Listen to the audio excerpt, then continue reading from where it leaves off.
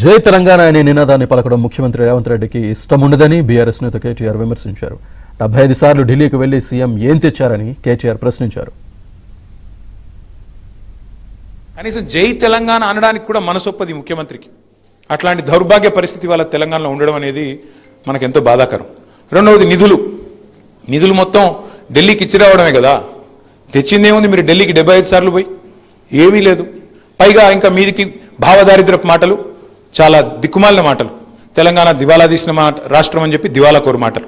అందుకే జయశంకర్ సారు ఒకసారి ఇప్పుడు మళ్ళీ తిరిగి వస్తే ఇలాంటి సన్నాసులకు పాఠాలు చెప్తే బాగుండేమో అని అప్పుడప్పుడు అనిపిస్తుంది. జై తెలంగాణ అనడానికి కూడా మనసొప్పది ముఖ్యమంత్రికి.